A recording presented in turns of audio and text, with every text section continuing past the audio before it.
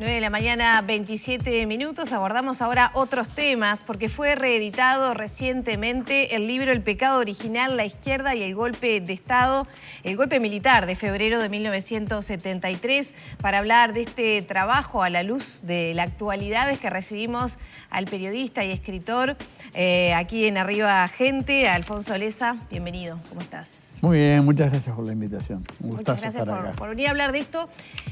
¿Por qué la reedición de este libro ahora? Bueno, se están cumpliendo 50 años, ¿no? Pero ¿cuál ha sido la intención? Bueno, dos cosas. Una que eran los 50 años. Hace poco también reeditamos La Revolución Imposible, que también cumplía el aniversario. Y el segundo hecho es que obviamente se iba a hablar mucho de esto y el libro estaba absolutamente agotado en todas sus ediciones, tanto en la edición original como en las ediciones de bolsillo siguientes. Entonces había ciertos reclamos de libreros y demás de que nos parecía necesario, porque creo que trae muchas cosas que aportan... cosas que aparecieron por primera vez sobre todo esto, y me parecía que en medio de todas estas discusiones que iban a haber, o por lo menos debates... Recordemos que hubo un debate a nivel parlamentario sobre los hechos puntuales de febrero del 73. Exactamente. A mí lo más importante que me parece es que se hable de este tema, porque durante muchos años se lo obvió. Hay trabajos que uno se asombra que hablan del golpe de Estado del Uruguay y empiezan el 27 de junio. Claro. Y en febrero, ¿qué pasó? O sea, se pasa de pronto, de hecho es la guerrilla o el pachequismo, etcétera, al golpe del 27 de junio. Pero febrero fue crucial. Bueno, contemos un poco qué pasó en ese febrero con ese desconocimiento de parte de las Fuerzas Armadas al ministro de Defensa y un poco el foco de lo que tú haces en el libro de la participación de movimientos más vinculados con la izquierda a propósito de ese primer paso inicial, ¿no? Exacto. Bueno, en febrero del 73 para mí fue una instancia definitoria, decisiva rumbo al golpe. Estamos hablando, para algunos fue el golpe, o por lo menos la primera parte del golpe. El general Pedro Aguerre, por ejemplo, para citar a alguien, un hombre de izquierda que estuvo muchos años preso, que acaba de fallecer, dijo, si esto no fue un golpe, que venga Dios y que me lo diga. Entonces, lo que ocurrió, en síntesis, ¿y qué fue lo que hice? Las Fuerzas Armadas, en particular el Ejército, venía muy envalentonado por el muy rápido triunfo contra la guerrilla. Es decir, una vez que el gobierno pone en manos de los militares el combate antiguerrillero, digamos, los vence muy rápidamente y evidentemente el ejército y una parte del ejército quería seguir avanzando, mucho más allá de las posiciones de combate de la guerrilla, ya que ahora querían ir a las causas profundas. Había existido una instancia muy importante que eran diálogos clandestinos entre oficiales, mandos medios del ejército y tupamaros en cuarteles. No quiero alegrarme, pero después de la fuga de la cárcel de Punta Carretas se estaba construyendo el penal de Libertad, no estaba terminado, se lo llevó a cuarteles y ahí empiezan a haber conversaciones. Y muchos dirigentes, o unos cuantos dirigentes tupamaros, que eran muy inteligentes, muy hábiles, empiezan a hablar con, sobre todo, capitanes del ejército y a convencerlos de que muchas de las cosas que decían eran ciertas. Aportaron documentos, Sendik entró y salió de cuarteles a pesar de ser el hombre más buscado. Y estaba en boga aquello que se llamaba el peruanismo, que era un golpe de Estado que había habido en Perú, Juan Velasco Alvarado, un general que había dado un golpe y había hecho algunas reformas de izquierda. Y en el ejército había aparentemente quienes querían hacer lo mismo, venían avanzando, querían lo que ellos llamaban participación en el desarrollo, es decir, ocupar cargos políticos. Por esa visión, ¿ocupó un espacio como para poder ser considerada dominante o que tuviera injerencia en lo que pasó después? Eso es muy importante. Hay dos cosas que se llamaban. Una era la aunque parezca hoy mentira, tupamarización del ejército de una parte, porque había los mandos más altos no estaban al tanto de estas conversaciones, o por lo menos la mayoría, ni el gobierno ni el parlamento. Yo publico, no en este libro, en otro anterior, que si no me equivoco, una esquela, una carta de Wilson, manuscrita, advirtiéndole a Bordaberry de estas conversaciones. que eran al margen de toda la institucionalidad. Es muy importante eso, sí, porque termina de dar los elementos al ejército para plantarse frente al poder político y decir, nosotros queremos gobernar. Esto dicho de manera muy gruesa. Y cuando llega febrero, el gobierno quiere poner un viejo general, Antonio Francese, como ministro de Defensa, para parar esa asunción. Y ahí es que se produce la rebelión del ejército y de la Fuerza Aérea con apoyo de la policía, desconociendo, fíjense ustedes, desconociendo el nombramiento de un ministro, sacando los tanques y los blindados a las calles, en una demostración de fuerza mucho mayor de la que se produce después el 27 de junio. La Armada no se pliega a eso, al revés, saca los barcos hacia la costa con sus cañones apuntando a Montevideo, se previó un enfrentamiento, en el cerro de hecho los hubo, y ahí se produce ese enorme... coparon los medios de comunicación. Es decir, fíjense ustedes el poder que habían adquirido de hecho los militares. O sea, un presidente muy debilitado también, más allá de eso. Un presidente muy debilitado, un presidente al cual Zorrilla, que era el comandante de la Armada, le ofrece resguardarse en la Ciudad Vieja para gobernar. Bordaberry no lo acepta. Debilitado y hay que decir que Bordaberry no era ni de cerca el presidente que necesitaba el país en una situación tan crítica. Había estallidos sociales, ¿no?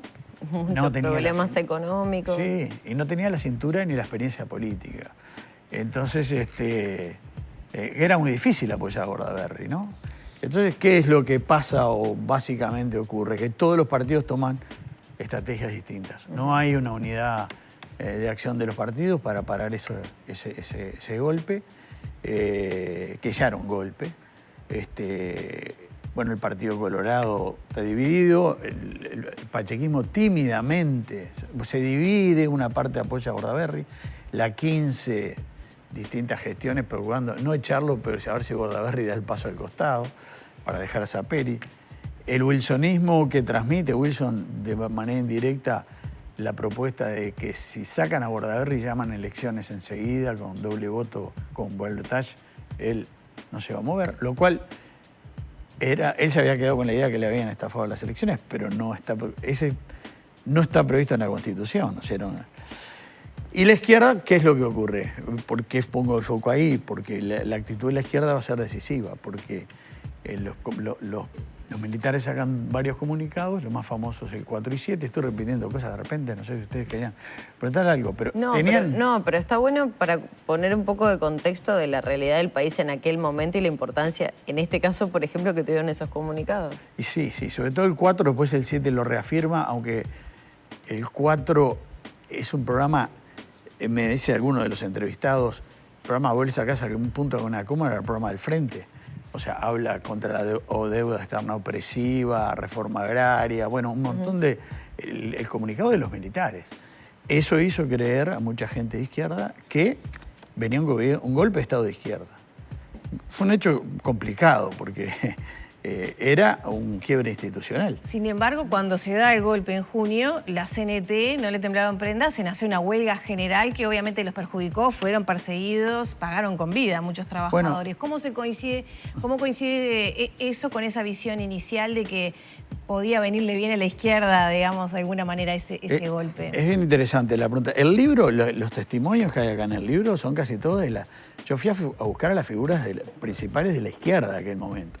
O sea, acá habla gente del Partido Comunista, del Partido Socialista, de la CNT. Y yo me encontré con una cosa me sorprendí por una cosa muy positiva, y es que casi todos ellos reconocen que fue un golpe, o que era el comienzo del golpe, que la CNT debió tener otra actitud, que debió haber una huelga general, y que fue un error, que se creyeron y que además no valoraron debidamente la democracia. Eso no lo digo yo, no es un análisis, lo dicen. Perdón, ¿qué fue un error que no entendí? Haber apoyado el levantamiento militar. Pero lo dicen figuras importantes de la izquierda, ¿no? Ignacio Huguet, del Partido Socialista de la CNT, Carlos Bouza, Turiansky, del Partido Comunista, Iguiní. O sea, que ¿reconocen el error cometido al principio con esa huelga? No, reconocen el error de haber apoyado el levantamiento militar de febrero. Salvo Marcha, Carlos Quijano y algunas figuras muy importantes que escribían en Marcha, como el maestro Julio Castro y otros más, Marcha se opuso abiertamente. Los demás partidos apoyaron abiertamente el levantamiento. El Popular, con unos titulares y unos editoriales, pero también el Partido Demócrata Cristiano. Hay que pensar en otro contexto y en otro país. El Frente tenía solo un año y pico y tenía dos grandes partidos, que eran el Partido Comunista y el Partido Demócrata Cristiano. La amplia mayoría de las bancadas eran de esos dos partidos. Y los dos partidos apoyaron abiertamente el levantamiento. El apoyo al levantamiento, ¿qué implicó? Que no hubiera movilización, que no pasara nada.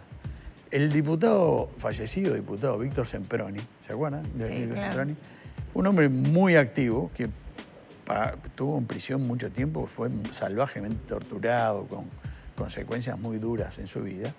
Él denuncia, lo dice él, que hubo un pacto entre el Partido Comunista y el Ejército para que no hubiera movilización. Más aún, cuando tú hablas del 27 de junio, él dice con documentación que la CNT jamás llamó al paro general, el 27 de junio.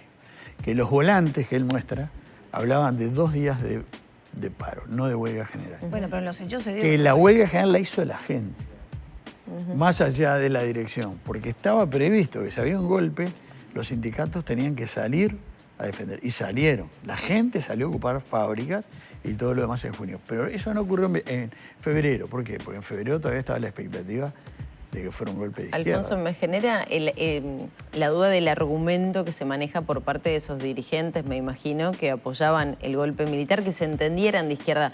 Si yo apoyo, una contraparte seguramente voy a tener de todo esto. ¿Qué se prometía por parte de las Fuerzas Armadas? Y el Comunicado 4 era un programa de izquierda. Pero había además, un compromiso, algo más, una firma acá cesada, se cuenta... Porque si no quedaría solo, yo hoy te traigo esto y te doy Alfonso. El comunicado público es un compromiso, pero más allá de eso, que también hay un debate sobre eso, porque había más de un sector en el ejército. Entonces, el ejército o quienes lo promovían, entre ellos el coronel Trabal, y Gregorio Álvarez, aquí en la izquierda, veía como un hombre de izquierda, aunque parezca mentira.